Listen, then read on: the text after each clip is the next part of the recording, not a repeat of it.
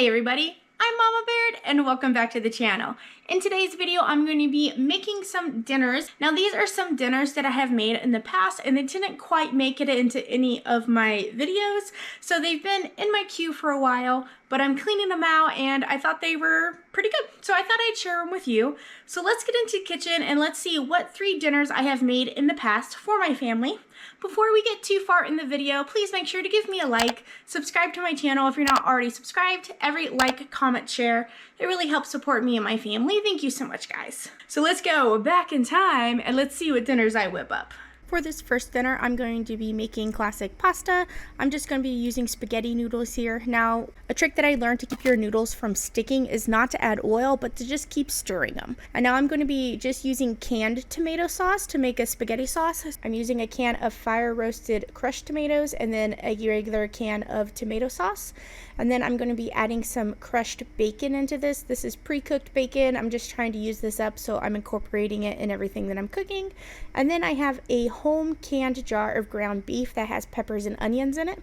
So I'm going to add that as well. And now I just opened a number 10 can of olives. So this is a lot of olives that I have left over.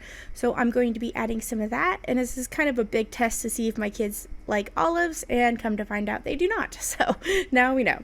But I'm just going to add a little bit of salt and pepper and then any kind of typical seasoning that you'd find in spaghetti sauce. So basil, Italian seasoning, oregano, things like that is really what makes the pasta sauce. So if you don't have jarred sauce, don't be afraid to just open up some tomato sauce, add some seasonings to it, and that can be your homemade spaghetti sauce.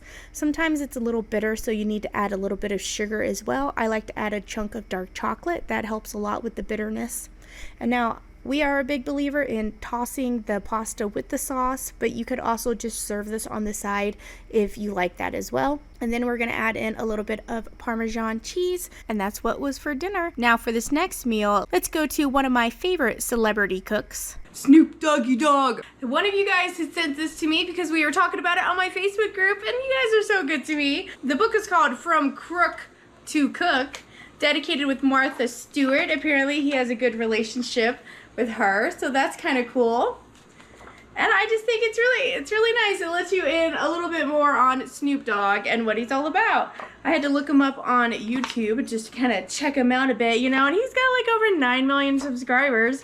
So like if you want to tag me, you know, please. For tonight, I'm making up a Cuban sandwich. This is the Caribbean Queen Cubano. I'm gonna call it a Cuban though. I think it's a Cuban, but it's Cubano in here. So let's get into it and let's make Snoop Dogg's Cubano sandwich. Let's get to cooking. So those of you who do not know what a Cuban sandwich is, it's usually some French bread cut in half. I have these everything bagel loaves that I'm going to use for them. And then it's got, get out of here. Oh, look, I'm already messing up my book. Dang it. And then we're going to put ham, mustard. I'm going to put yellow mustard on husband, and I'm going to put horseradish mustard on mine. Mayonnaise, Swiss cheese with that. Cooked pulled pork. So I just got this at my local food bank, so I'm going to utilize this by adding this to it. It's fully cooked and seasoned, and that's what you're looking for this sandwich. And then it usually has dill pickles, but I'm going to use the signature spicy pickled spears from Famous Dave's. And we're going to cut these up, and then we're going to have kind of spicy pickles on there. So that's what we're doing, and I think it's going to be delicious. So let's head over to the stove, and we'll get cooking over there. All right, first thing we're going to do is assemble our sandwiches. Toasted with mayonnaise. Oh, I think I was supposed to put the brine in there first. What he says to do is when you open your jar, you're going to put some of the brine into the bread. Let it soak that up. Alright, mayonnaise on one side, mustard on the other. And you do not want to be shy with the mustard. Alright, we're going to put on our ham. Alright, so you have the ham, and then we're going to put some of the pulled pork here.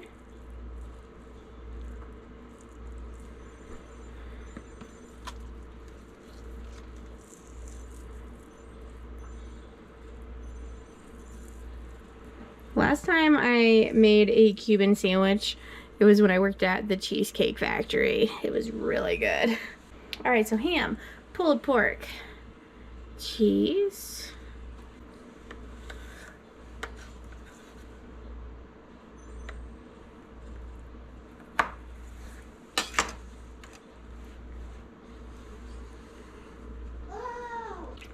and this one you do want to smash.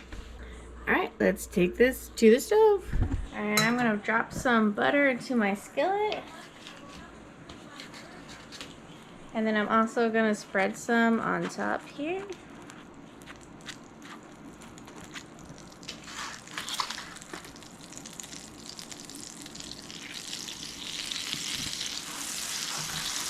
And then I'm gonna get another cast iron. And we're going to smash the bejeebers.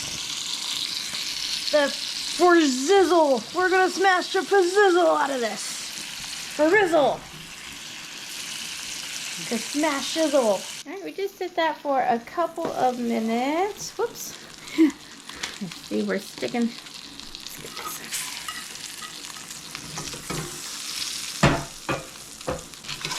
Alright, let's flip. Oh yeah, it's pretty crusty. Probably should have did it the other side first. I don't think it matters. Alright, let's smash some more. This pan's not too hot. It's a little hot with the steam coming up, but you smash it and then just kind of leave it. And then that will finish cooking it up. That's pretty smashed. I'm going to smash it a little too much. Well, that's one smashed sandwich.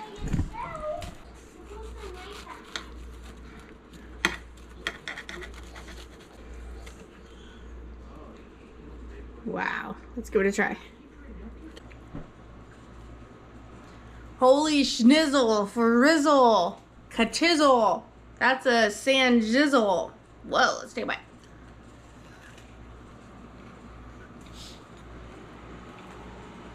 Mmm, my pickle fell out. Mmm. It needs more mustard. Like, you really gotta load the mustard on this. I may have smashed the schnizzle out of it, but, tastes really good. Wow. If this is what Snoop Dogg's bringing to the table, I'm gonna have to up my game. Ah. Hey everybody, for tonight's dinner, I'm going to be cooking up some tortellini I have here. This is dried tortellini. It has cheese filled inside of it. I'm gonna do about 2 cups of it. And then I have some home canned turkey that was cooked up and then canned in its own broth from December of 21 that needs to get used up. So we're gonna add this. We're gonna add 1 jar of sun-dried tomato Alfredo I got for discount at Walmart for $1. And then I'm going to add a can of veg all. This is Best Buy May of 24, so it's still good. I got this from the food bank though because it has some dents in it. So we're gonna add this, and that's gonna be our dinner for tonight. I'm gonna strain the broth out of this because I do not need it this time. I'm just using the meat. This is done.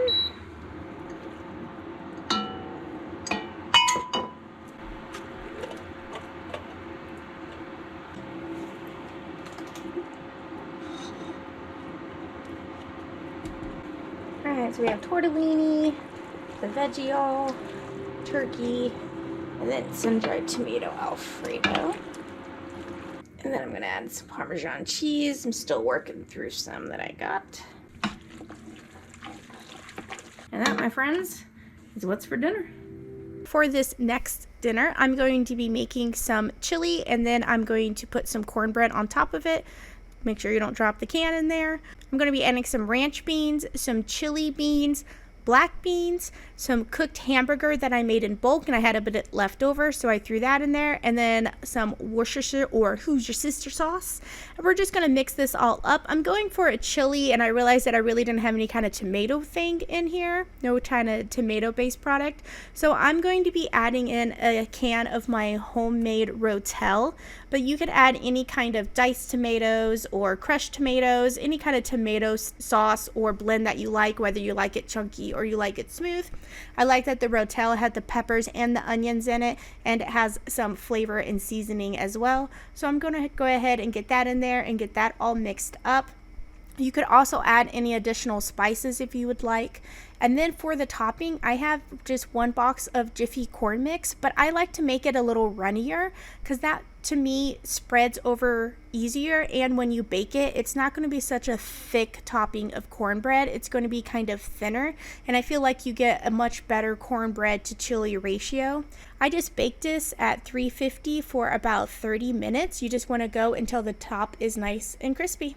And that was it. That's what we had for dinner. And there we go. There's a couple of dinners that I have made for my family in the past. What do you guys think about that Snoop Dogg dinner? I'm thinking about doing featured videos where I cook 3 things out of a cookbook. What would you guys think? Is that something that you would be interested in? Please let me know any feedback in the comments down below. Thank you so much for watching and seeing what food I make for my family using everyday ingredients that you probably have in your pantry. Thank you so much for watching, guys. I'll catch you next time on Mama Beards.